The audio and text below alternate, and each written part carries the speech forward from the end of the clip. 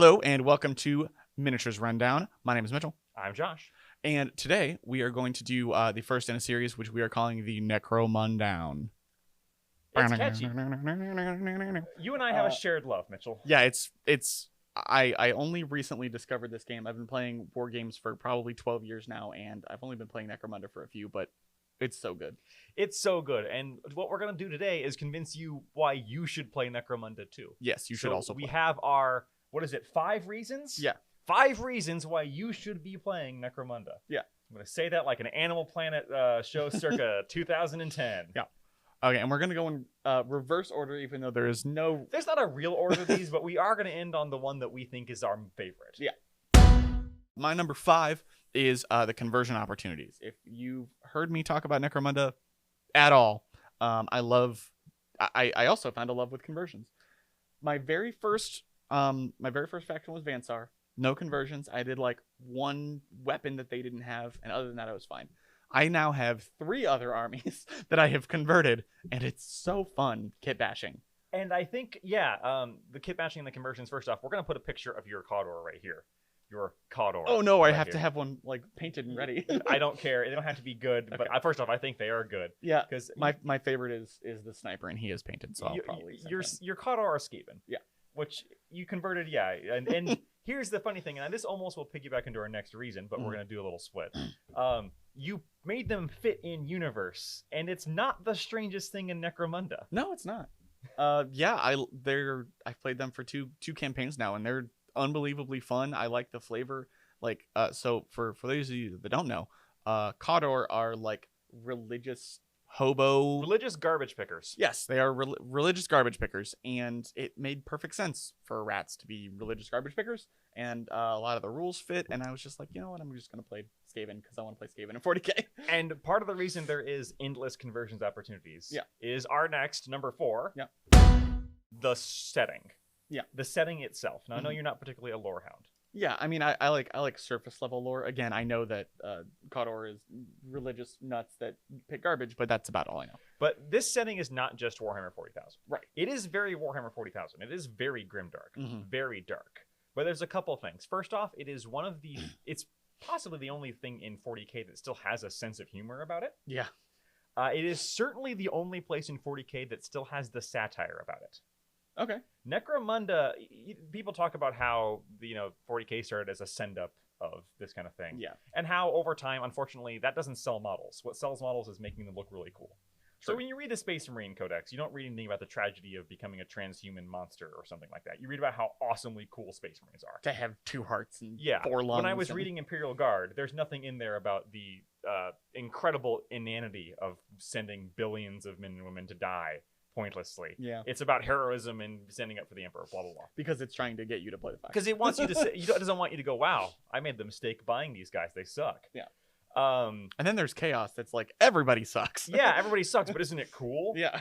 Necromunda will tell you so bluntly that this is a busted, broken world with a stupid system that is held apart by greed and awfulness. Yep.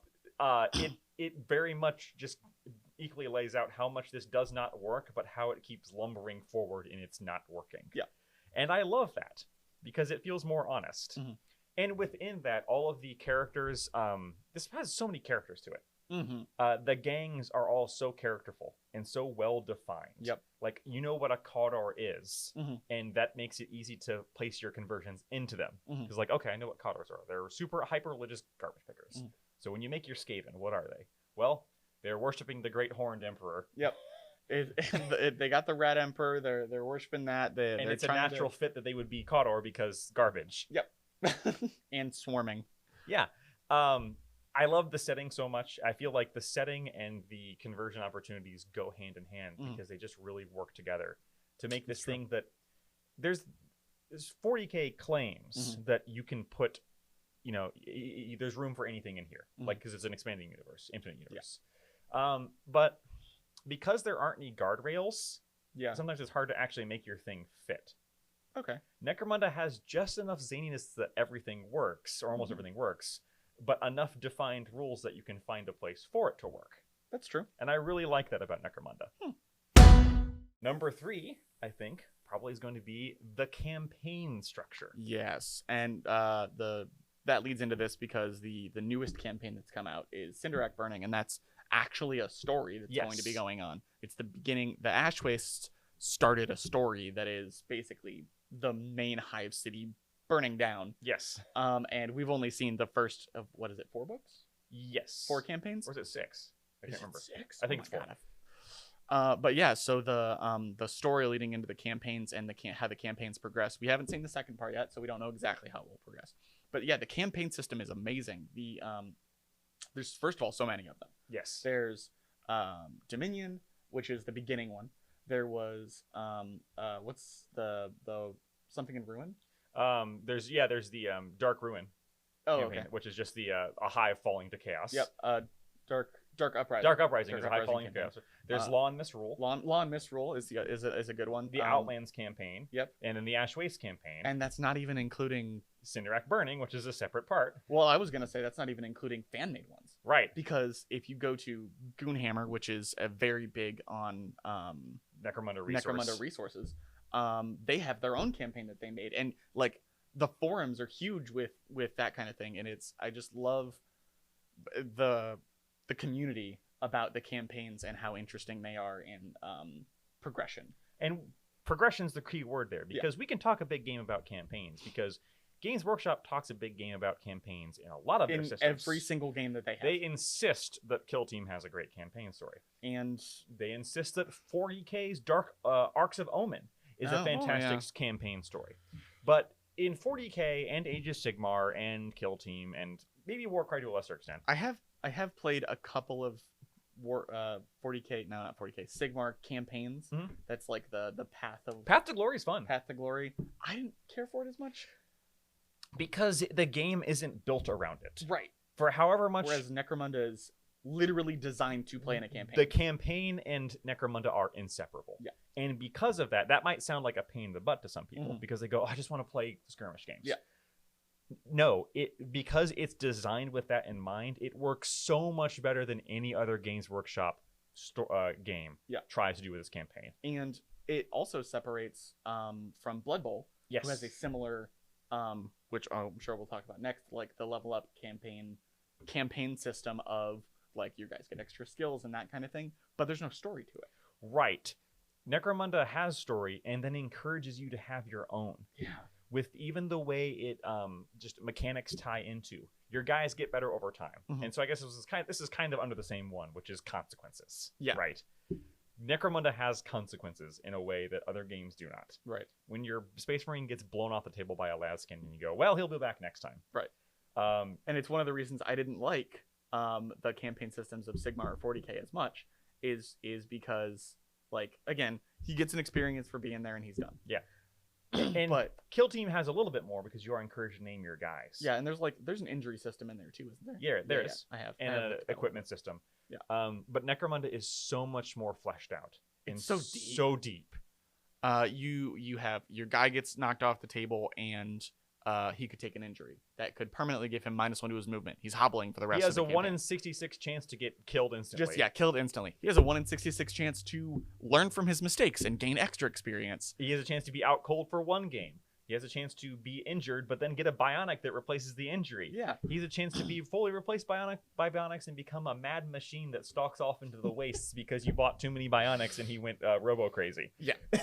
You don't get that in anything else. Right. And that's not in Blood Bowl either, which has a similar campaign system. And it's on the other side of that, rather than just the negatives, there's the level up system, where your guys get experience and they can buy bonus skills. They can buy stats to make them a better sniper or whatever, which the other systems really don't have, because you're not going to have a whole unit of Necron warriors and they all get +1 to hit. And even in Kill Team, it's a little more, reined in. Yes. Nothing about Necromunda is reined in. Actual 0%. Which can be a downside. Yeah. Because you have to play this game with tact. You have to play this game with fun in mind. Yes. And if your fun is destroying your enemies and hearing the limitations of their models and seeing them driven before you, maybe not the game that you want to play, unless everyone's on the same page, in which case go absolutely nuts. Yeah, go hog wild, man. Because this is a game that's kind of like Magic in the sense that you can find some incredibly weird combos. Mm-hmm. I have heard for a something about Magic, about high competitive Magic, especially Commander, which we're not going to get into that. Is as soon as one person becomes too competitive with it, everybody has to become that to keep up. Yes, and it is similar to in Necromunda, but as long as you keep fun in mind. I would say we ran into that in our last campaign where I teched against a high tier player. Yeah, who was playing dwarves and was like running rampant, and then I fought poor Mitchell, who had not, who suffered due to my tech. Yes, because I was like, all right, I got to be able to fight these top tier dwarves, and Mitchell, who's in last place in the campaign, was just like, I'm gonna play. Look at my rat men. 12 autocannon shots later. Yeah, it was great. It was fun. It was still fun. It was still fun. We had good games. I didn't use the photon flash grenades anymore because those weren't fun. Yeah, they're like, your guy can't do anything. I didn't. You notice I didn't throw a single one of those in the last game we played. Yeah, I appreciate that. It was more fun that way. Speaking of the last game we played, we had an absolutely crazy scenario. Yes, which this kind of ties into campaigns. It does. Number 2. Sure. The scenarios. Yeah. The absolute huge variety of scenarios. Every campaign has a list of scenarios, and there's some that you can roll and some that you can't roll, but you can pick if you want. There are ones where, oh my god, the ones in the Book of Peril are really good. They're all like you're in this terrible place trying to fight each other, but the terrain is trying to kill you. The one I played against CJ was we were hopping from tower to tower, and if you failed an initiative check, you fell to your death. One of my favorite ones is you're trying to kill each other before the trash compactor kills you all. Nice, that's a good one. There's one where there's a rampaging ambot. Yeah, the player who brings it down wins. I had a demon possession that was jumping from person to person. Every time a guy died, the demon possessed a different guy. There's a scenario in the newest book where one person is Agent 47. Yep, and just has it's one versus the whole team. But the person who has the one has as many activations as the other person has teammates and can't be killed until they lose all their toughness or whatever. Yeah, that looks cool. The mission we played was, and a lot of these are randomness stacking on randomness. Yeah. But it's done well. It is. It's always fun. The mission we played was you had to I forget what the goal even was because it very cool. Oh, it was kill. Yeah, it was kill each other, destroy the other person, which doesn't seem like that complicated. The rub was that there was a sandstorm coming. Yeah. So each turn, the sandstorm would get progressively worse. Mm-hmm. Visibility would get worse and worse and worse, and then a sand tornado spawns in the middle, flattens everybody, and moves around the board. Yep. And then it becomes pitch black, and you have a chance to get lost if you're not near a friend. Yep. But speaking of that, there are missions where it's pitch black and you can't see anything, and if you're not near a friend, something will come out of the dark and try and eat you. Yep. There are missions where you put down a little token that is a tentacle coming out of the sewers. Yep. God help you if you go near it. There's so much variety and there's so much fun. Mm-hmm. Sometimes it goes the other way. A lot of the Ash Waste missions are the ground hates you and wants you to die. Yeah, but that is less. Those missions, in my opinion, are less fun, and I'm sure we will talk about the campaigns individually later. Coming up later. Yeah. But it's like the sheer amount of scenarios and the differences in the scenarios. It's not like 40K where it's like, well, you have these 6 scenarios if you're under 1,000 points, and these 6 scenarios if you're at 2,000 points, and you capture the point and you're done. There's just like breaking into somebody's vault and stealing their money. There's the rolling roads scenarios in Ash Waste where the board is continuously moving. Did you play to Gorka Morka and wish you could play again? You play Ash Wastes. The board is continuously moving, and anybody who can't keep up gets knocked out. Yeah. And you Mad Max jump from vehicle to vehicle and start like sparring on top of a semi. And try not to fall off. It's so cool. This is a game where a person can get shot off a platform, fall, take a wound, die, and then because they had a certain item on them, they explode, which causes something else to explode nearby and kill 4 people. You get wackiness and randomness that you don't get in any other. Yeah, no other game that Games Workshop. Certainly not the Games Workshop makes. I can't think of another game that does. Maybe. No, I can't think of another game that does. No, there's so few. Just the brevity of the explosion of things to do. Yes, in Necromunda. The number one thing that I think both of us love is the unit customizability and the again, the sheer amount of options. Yeah. Every guy, when you start, you have a list of 30, 40 different things that you can give them. You have a list of things their gang can easily get. Yeah. And those are just available to you. Mm-hmm. And then they have skills. And each guy has a different set of skills that they can take. A particular set of skills. Exactly. So you might have 3 or 4 options for skills. And each of those options has 6 options. Usually of those options, 2 are good and 4 are terrible, but still. Well, but the customizability there. And then after you actually get into the campaign, there's the amount of weapons available to everyone from the trading post and from the black market is some would say overwhelming. It is overwhelming, I would say. But you can make every guy different. Yeah. You can make every single random Juven ganger have a different personality. Like this guy hates using guns, so he only has melee and grenades. Or like, I don't know, he has a peg leg. Yeah. So he has -1 movement but this huge like suspensor that he carries around his heavy weapon with. Yeah. There's just so many options. The customization that is not just part of the game, but encouraged and almost required. Yeah. Is just immense. And it's something that is not in any other game. Yeah, I've never seen another game with this amount of customizability. There's a lot of talk of your dudes and playing with the toys you want to play with. Mm-hmm. Necromunda encourages and embraces that to an extent that certainly no other Games Workshop game does. Yeah. Like, yeah, you can fudge your kill team to look like whatever you want. I've done that. I have a rat with a plasma gun for old kill team. But in Necromunda, it's not fudging it. It's just, oh yeah, okay, that makes sense. Yeah.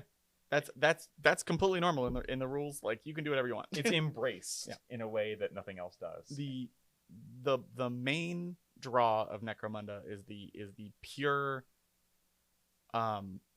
making your units yours. Yeah. Yes, there's God, how many factions? There's 6, 7, 8, 9, like 10ish. There's 6 main factions and 4 auxiliary ones, depending on what you count as a faction or not. It's true. But like, we could both be playing the same faction and none of our guys be the same. Even if we were both trying to play meta, the options of us actually hitting on the same playstyle or something are pretty darn slim. Yeah. Not just because of the choices possible to us, but because of the randomness the game would inflict on us. Right. Yeah, because again, like my guy could take a leg injury and your guy could get +2 to his movement on random rolls. And suddenly that's a much better melee guy. Yeah, you know? and then you like... You should play Necromunda. You should play Necromunda. It is very quickly becoming my favorite miniatures game. Yeah, it connects gameplay, which the kind of gameplay I like, which is social gameplay with people I like playing with. Yep. And hobbying, which is do whatever you want in hobbying. Yep. In a way that I haven't hit in any other game yet. Yeah. And I'm so looking forward to playing more of this. Yep. And looking forward to talking more about this. Yes, because if we can help it and they don't literally hold us down, this will be a recurring... This will be Necromundown episode 1. Yep. Hopefully not the last. It won't be the last. I'll sneak in here. I have the keys. I'll sneak in here and I'll make my own video. Upload it with no editing because I don't know how to edit. We'll throw them out a pizza and go, hey, gotta edit this on the side. Upload this. Yeah, stay tuned for more Necromunda stuff. We're gonna start looking into like how best to start. Yes. Campaigns to play, positives and negatives. This game is overwhelming. It is. It can be overwhelming. It does have the Games Workshop problem of there's a lot of books. Yeah, but it doesn't have to be, and I think we can help you with that, and that's what we're going to probably do next. We're here for. So stay tuned. If you like this, leave us a comment and like below, all that good stuff that lets us know that you liked it. If you didn't, yes, you did. What do you like about Necromunda, or what interests you about it? Anything that we said here, comment below. We'll see you next time on Necromundown.